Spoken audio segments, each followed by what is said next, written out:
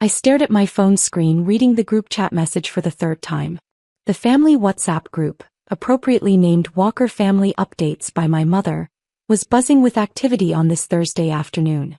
Mom, emergency family meeting tonight at 7 p.m. We need to discuss Maya's jobless situation before it gets worse. Dad, agreed.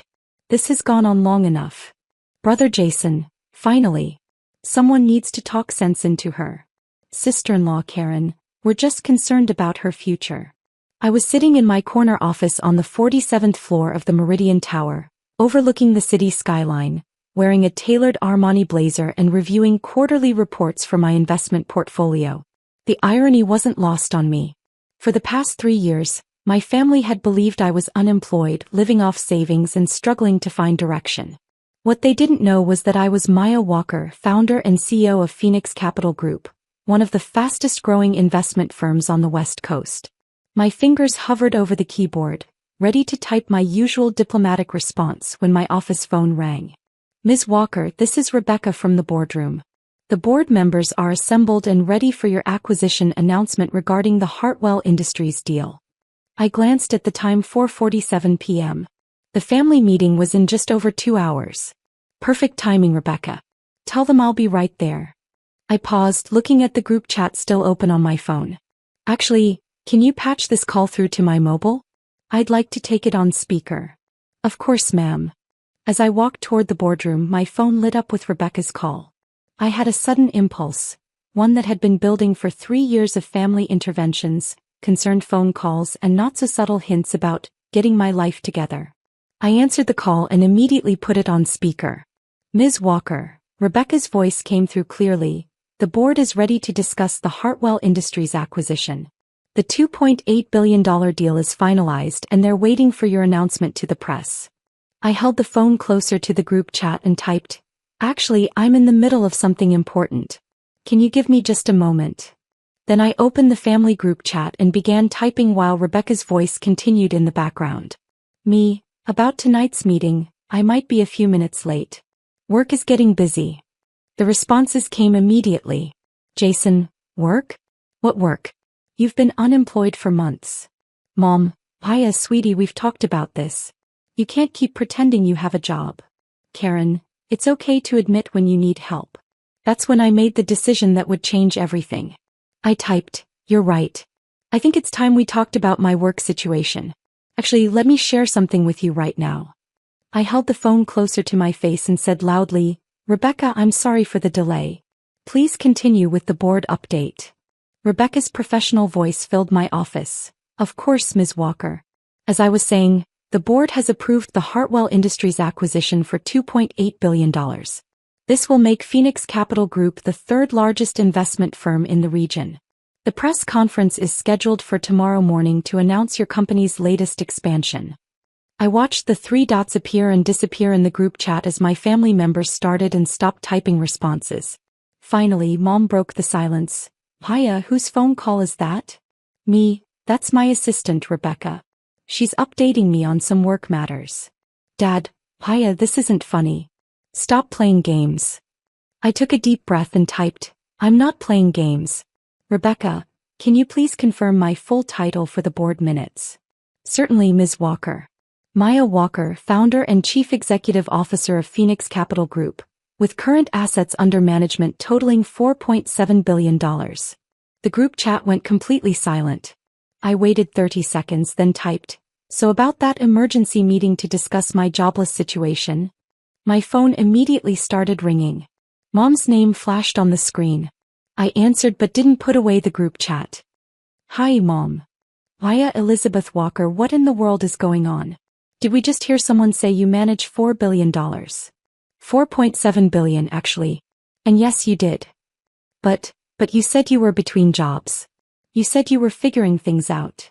I walked to my office window, looking down at the bustling street below. 3 years ago, I'd made the decision to keep my success private from my family. It had started as a temporary measure. I wanted to prove to myself that I could build something real before announcing it to the world. But as Phoenix Capital grew from a small startup to a major player in the investment world, my family's assumptions about my life had become more entrenched. Every family gathering became an intervention. Every phone call included career advice. Every holiday dinner featured suggestions about practical jobs I should consider. Mom, I never said I was unemployed. I said I was working on building something. But you live in that tiny apartment and you drive that old car. Because I chose to. Because I was reinvesting everything into my company. I could hear muffled voices in the background. Dad asking questions, Jason saying something I couldn't make out. Maya, I'm putting you on speaker. Your father and Jason are here. Hi, everyone. Dad's voice came through, stern and confused. Maya, I need you to explain what we just heard. Did someone really say you own a company worth billions? I don't own a company worth billions, Dad. I own a company that manages billions. Phoenix Capital Group manages investment portfolios for high-net-worth individuals and institutional clients. Since when? Jason's voice carried a tone I'd never heard before, something between shock and embarrassment. I founded the company 4 years ago. We've been profitable for 3 years. The silence stretched on until Mom found her voice again. 4 years ago? But we've been worried about you. We've been planning interventions. Jason even talked to his boss about getting you an entry-level position at his company. That hit me harder than I'd expected. Jason did what? Jason's voice was quieter now. I asked Mr. Peterson if there were any openings in our marketing department. Entry-level stuff. I thought you needed help. I sat down in my desk chair, suddenly feeling the weight of 3 years of misunderstandings. Jason, what does your company do again? We're a mid-sized marketing firm. About 50 employees. What's your annual revenue? Maybe 12 million on a good year. Why? I looked at the quarterly report on my desk. Because last quarter, Phoenix Capital generated 15 million in management fees alone. Another long silence. Maya, Dad's voice was careful now. Are you saying you make more in 3 months than Jason's entire company makes in a year? I'm saying that the daughter you've all been worried about has been doing just fine. Mom's voice was small. But why didn't you tell us? I stood up and walked back to the window. This was the question I'd been dreading for 3 years. Because I wanted to see who you really were when you thought I had nothing. What do you mean? Mom, in the past 3 years, how many times have you asked me how I was doing versus how many times you've told me what I should be doing differently? That's not. We were just trying to help. Were you? Or were you embarrassed by having a daughter who didn't fit your definition of success? I could hear whispering in the background. Maya, Jason said finally, I need to apologize. I've been treating you like you were the family screw-up. You have been. And you just let me? I wanted to see if your love for me was conditional on my apparent success. The group chat, which had been silent, suddenly exploded with activity. I could see Karen typing, then stopping, then typing again. Other family members, cousins, aunts, uncles, were being added to the conversation by Jason. Jason, everyone needs to see this. Maya, tell them what you just told us. I sighed and typed, Hi everyone. For those just joining, I'm not unemployed. I'm the CEO of Phoenix Capital Group. We manage $4.7 billion in assets. The responses came fast and furious. Aunt Linda, what? Cousin Mike, are you serious right now? Uncle Tom, Phoenix Capital? I've heard of that company. They're huge. Grandmother, I'm so confused. My phone started ringing again. This time it was Karen. Maya, I need to apologize, she said without preamble. I've been so condescending to you. All those times I tried to give you career advice and you were running a billion-dollar company. Karen. No, let me finish. Last Christmas I literally gave you a book called Finding Your Purpose After 30. You probably wanted to throw it at my head. I couldn't help but laugh. I actually read it. It was quite good even though I'd already found my purpose. Oh my God, Maya. I'm mortified. The group chat was still going crazy. I could see my phone battery draining from all the notifications. Mom, Maya, we need to talk properly. Can you come to dinner tonight? Not for an intervention, just to talk. Me, I can't tonight. I have a board meeting about the acquisition, then a dinner with some clients from Japan. Dad, clients from Japan? Me, Dad, I run an international investment firm. I have clients from everywhere. My office door opened and Rebecca appeared, looking professional but slightly concerned. Ms. Walker, the board is getting restless. They're ready to discuss the Hartwell acquisition and the expansion into the European markets. I looked at my phone, still buzzing with family messages, then at Rebecca. Tell them I'll be right there. And Rebecca? After the meeting, can you prepare a portfolio overview for my family? Something simple that explains what we do. Of course. Should I include the client testimonials and the awards we've won? Everything. It's time they understood what I've been building. I turned back to my phone and typed in the group chat, I have to go to my board meeting now. We're discussing a $2.8 billion acquisition and expansion into European markets. But let's plan dinner for this weekend. I have a lot to explain. Jason, Paya, are you mad at us?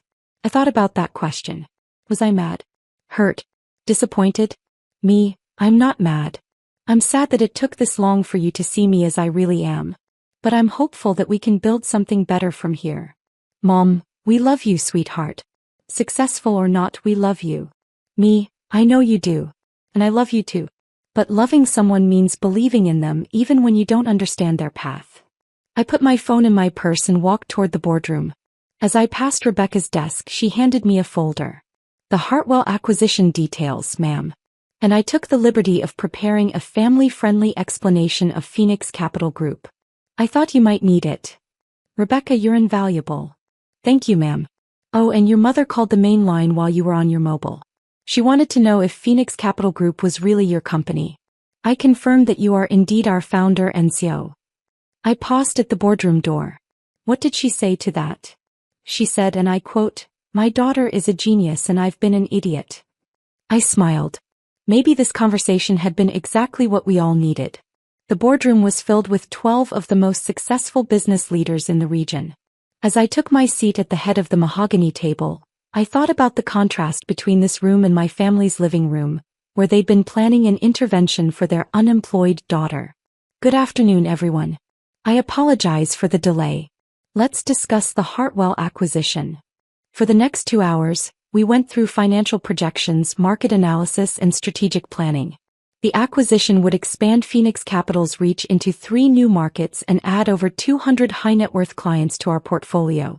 As the meeting wrapped up, board member Patricia Chin raised her hand. Maya, I wanted to mention that Forbes called. They're doing a feature on the top female CEOs under 35. You're on their list. When does that publish? Next month. They want to do a photo shoot at your office.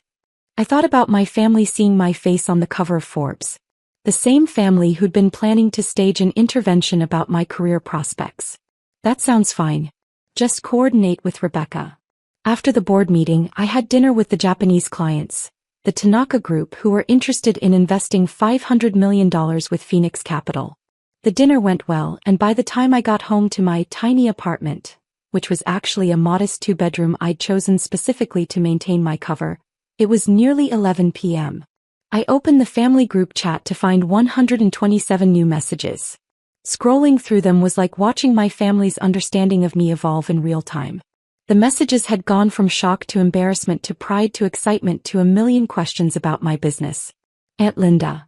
Maya, I just Googled Phoenix Capital Group. You've been featured in the Wall Street Journal 6 times. Cousin Mike. There's a picture of you ringing the opening bell at the New York Stock Exchange last year. Why didn't you tell us? Uncle Tom. I just realized when you said you were consulting last Christmas, you meant you were running board meetings for billion-dollar deals, didn't you? Grandmother. I'm so proud of you, sweetheart. But next time maybe give your old grandmother a hint? My heart can't take too many more surprises like this. The message that got me was from Jason. Maya, I keep thinking about all the times I gave you advice about finding a real job. I'm so embarrassed. You must have thought I was the biggest idiot. I typed back, Jason, you're not an idiot. You're my brother and you were trying to help. But maybe next time, ask questions before offering solutions. Jason, deal. Can I ask a question now? Me, sure. Jason, are you happy? Like really happy with your life? I looked around my simple apartment, the same apartment I'd kept as a symbol of my commitment to building something real before celebrating it. Tomorrow, I'd probably start looking for a place that better reflected my actual financial situation. But tonight I was content with the space where I'd made the decision that changed everything. Me, yes, Jason. I'm really happy. I love what I do, I'm good at it, and I've built something that matters. Mom, Paya, can I ask you something too? Me, of course. Mom, do you think we're bad parents? For not seeing who you really were. I stared at that message for a long time before responding. Me, Mom, you're not bad parents. You're human parents. You made assumptions based on what you could see, and I deliberately hid the full picture. But I hope we can do better going forward. Dad, how do we do better? Me, by asking instead of assuming. By supporting instead of fixing. By trusting that I might know something about my own life. Mom, can we start over? Me, we don't need to start over. We just need to start being honest with each other. Over the next hour, the conversation shifted from apologies to genuine curiosity about my work. My family asked thoughtful questions about how I'd built the company, what my day-to-day life was like, and what my plans were for the future. Karen asked about the challenges of being a young female CEO in finance. Dad wanted to know about my investment philosophy. Mom was fascinated by the international aspects of my work. It was the most real conversation we'd had in years. Finally, around midnight, I typed, I should get some sleep. Board meeting at 8 a.m. tomorrow about the European expansion. Jason, Maya, before you go, can I say something? Me, sure. Jason, I'm proud of you. Not because you're successful, but because you stayed true to yourself even when we didn't understand. That takes courage. Me, thank you, Jason. That means a lot. Mom, dinner this Sunday? At our house. I want to hear everything. Me, I'd love that. But fair warning, I might show up in something nicer than jeans and a t-shirt. Dad, you can show up however you want. You're our daughter and we're proud of you. As I got ready for bed, I thought about the conversation that would happen on Sunday. For the first time in 3 years, I could be completely myself with my family. No more hiding, no more pretending, no more strategic omissions. My phone buzzed with one final message from the group chat. It was from grandmother. Maya, dear, I have just one question. When you said you were figuring things out, all those times, were you actually figuring out how to spend $4 billion? I laughed out loud and typed back, something like that, Grandma. Something like that. The next morning, the Hartwell acquisition announcement made the front page of the Financial Times. The article described Phoenix Capital Group as one of the most impressive success stories in recent investment history, and quoted me extensively about our expansion plans. At 9 a.m., my phone started buzzing with messages from family members who'd seen the news. Mom, Paya, you're on the front page of the Financial Times. Jason, my coworkers are freaking out. Apparently, I'm related to a financial genius. Karen, I'm framing this article. My sister-in-law is famous. But the message that made me smile was from Dad. Saw the news. Proud of you, kiddo. See you Sunday for dinner. I'll try to have some intelligent questions about European markets. As I sat in my office that morning, preparing for another day of board meetings and client calls, I realized something important. The family intervention that was supposed to fix my jobless situation had actually fixed something much more valuable. The gap between who I really was and who my family thought I was. Sometimes the best way to solve a problem is to let the truth speak for itself. And sometimes the most satisfying moment isn't proving people wrong. It's finally letting them see you clearly.